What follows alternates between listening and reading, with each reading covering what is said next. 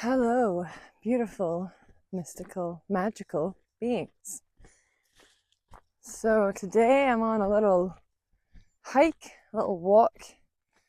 One of my favorite glens. Well, maybe not one of my favorites, but it's a beautiful, gorgeous glen not far from where I live. It's called Glen Ogle. It's all actually one word, Glen Ogle, Ogil. Because when I typed it into Google Maps, because the usual road that I would go was closed, so I had to look for alternative roads, which ended up, when you live very rurally like I do, you get on some very treacherous roads before you reach your destination out in the country. So I made it eventually, but for anyone that does want to go to this magnificent spot, it's all one word. Ogil, not Ogle, because there is another Glen Ogle with LE further north somewhere, I think, or a 2-hour drive away from here. So it's gorgeous here. I love it. I've been coming here for years. I used to come here more often, and yeah, I wanted to just take you with me on my walk. This is going to be like a little update video of what I'm feeling right now, and also, yeah, like what's coming through. And then also I'm going to talk about how traveling kind of changes you as a person and your lifestyle, especially if you've lived in other countries or traveled in places that are like very much not like your home country, which for me I have. And then you're so different when you come home, so you have to reintegrate into home as a new person, which is a very interesting process. So yeah, here we are, beautiful Scotland, northeast Scotland. And yeah, if you come here, you can walk around. You're kind of like free to roam wherever. The people that work here are really nice. Oh, look at this beautiful stream. Look at that. Absolute magic. Wow.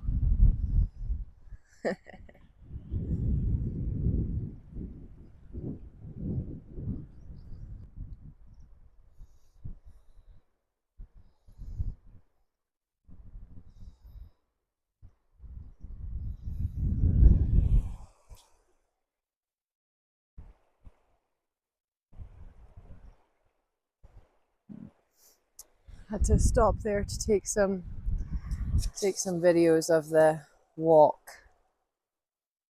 Wow. Of the stream. So beautiful.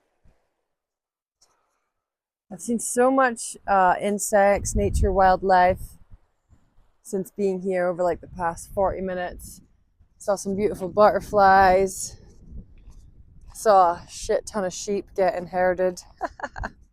And yeah, that's what I was gonna say. So the guy was like, hey, like the guy that works here on the land was very nice, and he said like, oh, we're gonna be herding the sheep, but you just walk wherever, like we'll work around you, which is so nice, because sometimes you do get workers, gamies, who are just very rude because they're like, this is our land.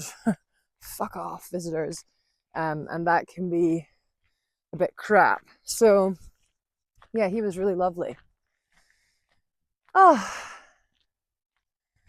anyway, yeah, I feel like we're all in this kind of energy just now of like June is the 6th month of the year, and it's like a reset month, you know, a time to reflect on what we have learned already and what we're integrating, and any changes in our path, you know, like at the start of the year we could have a very strong vision of like, okay, this is what I'm doing this year. And it's really important that we take the time to check in with ourselves to see if our plans, our visions are still in alignment with our highest good, because they can change, you know. And this is something that I have found very interesting on my path, especially as someone with like disabilities, chronic illness. You know, I need to change and cancel plans a lot, especially, and my health is a lot better than what it used to be, but especially at like the height of it. And I really struggle with that because I feel like people really like having a plan. They like, well, most people, a lot of people, the world kind of teaches us that we should have a plan and we should stick to it, and that's going to give us success, whether that's like career, work, family. You know, it's very much like stick to the plan.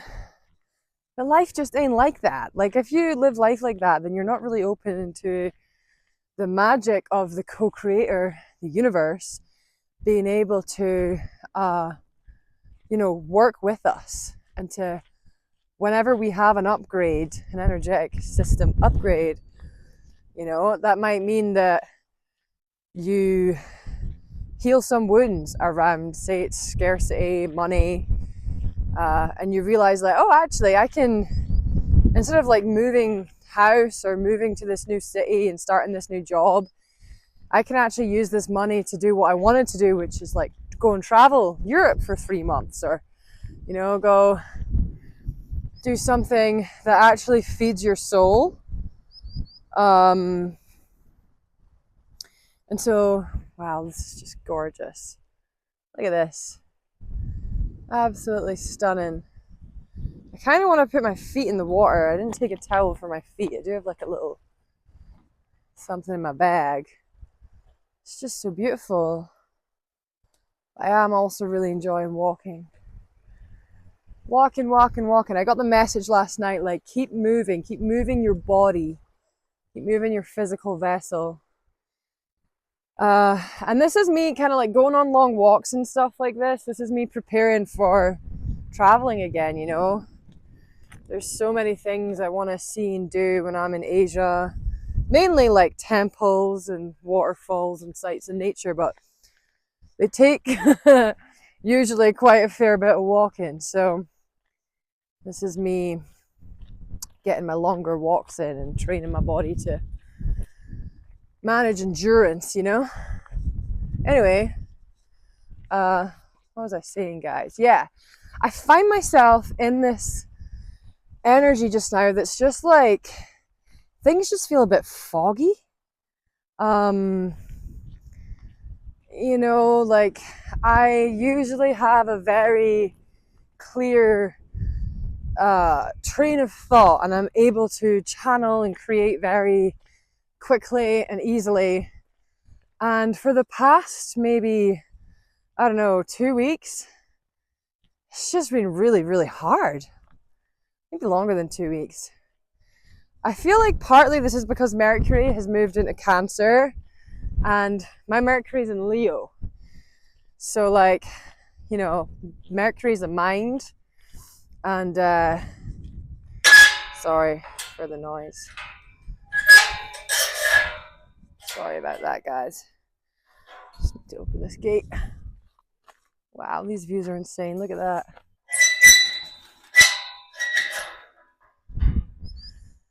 Gorgeous.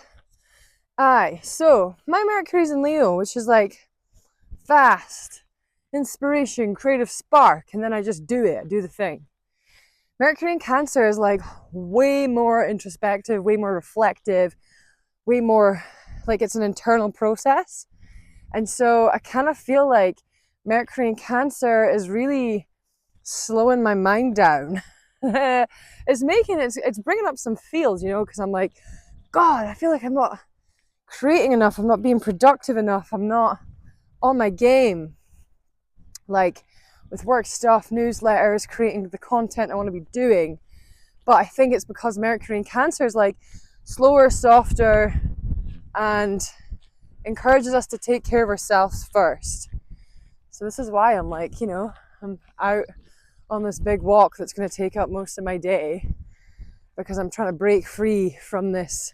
I feel like I've put myself in quite a rigid box recently with work and been very like, I need to do this every day.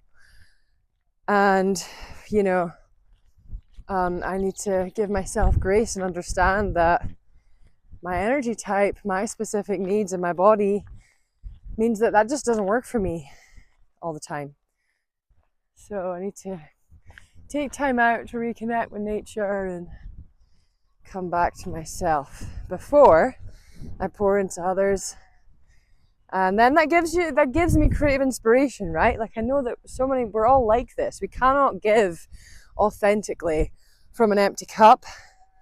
And so whenever I might feel a little bit like, oh, I'm not doing so well, or I'm failing, or should be doing more, there's this kind of reminder of like, no, Jen, you're actually creating a new path for teaching people a different way of living that is like sustainable and not this fast-paced capitalistic bullshit that we've all been like born into.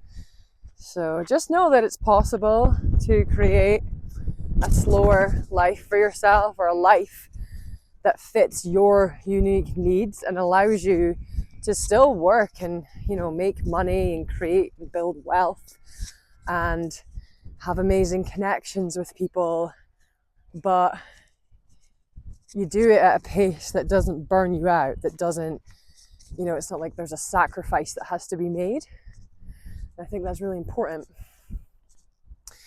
So yeah, Mercury in Cancer, it's going to be there for, I think it's actually going to be there for like a long time, because Mercury would usually stay in a sign for about 3 weeks and then shift. But Mercury is going to go retrograde quite soon, I think. Or maybe it's more towards the end of June, actually. And so when that happens, it'll go back into Cancer, or it'll just stay in Cancer for about 8 weeks. And then on the 24th of July, which is my birthday, Mercury will go direct and it'll move, if it's not already, it will move into Leo, which is my Mercury sign. So I love that for me. And I do feel like Leo season will be when we get our fire back. Like Gemini season feels a bit like there's a lot of sorting out to do. So we might be thinking a lot just now. We might be like, okay, these are the things I need to get done, or planning for future events and stuff. And then the sun will move into Cancer after the summer solstice, the 21st of June. I love Cancer season. It's very nurturing. And then on the 23rd of July, the sun will move into Leo. And that is when we will get more of like a solar plexus activation, if you like. So just now it's really just riding the waves, guys. We're riding the waves. So what I wanted to speak about like my experience of traveling and how that changes you as a person, and how to kind of like navigate life after you've gone away and had like life-changing experiences, and you've left like a small community or your city or wherever you live. You maybe lived amongst other cultures, you've learned a new language, you know, for me, I lived in Thailand for 4 months, also traveled Thailand quite a bit, and traveled Cambodia and Vietnam. And these countries taught me so much about myself and about the kind of pace that I want to live in. And Thailand matches my natural pace. So for me, it was all about returning to the feminine. I've done a video on this already. It's on my YouTube. I think it's called Embodying the Feminine as Sacred Medicine. So if you want to watch that, you can. It's about 15 minutes long. This is going to be a lot of a longer video. And yeah, when you go and you travel and you have these life-changing experiences, wow, it's gorgeous here. And then you come home and like, you know, everything's the same at home. Your family, your friends maybe haven't had the same experiences, or, you know, maybe they're like reaching a new stage of their career, or they're getting married, or they're having a baby. And so it might look like, wow, these people are really changing their lives, or like they're really going up that ladder, you know, that invisible capitalistic ladder of success. And that can feel threatening to our egos. But that's just external change. Sure, there's internal change that happens with all these things. Sure, there is. You know, there has to be before there's real external change, especially if it's having a baby. You know what I'm saying? Bringing a human into this world, it's like one of the biggest things you can do. I'm gonna keep walking because I think the clouds are starting to follow me.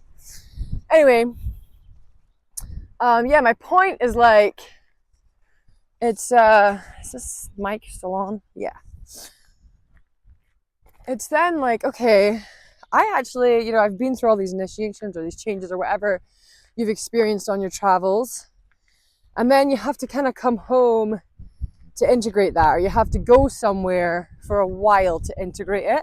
So even if you're like, oh no, I'm traveling for years, you know, most people, they're gonna have to work, so they're gonna stop somewhere, get a job, settle down for a bit, and then keep going. And that's beautiful. Like, what gift to be able to do that.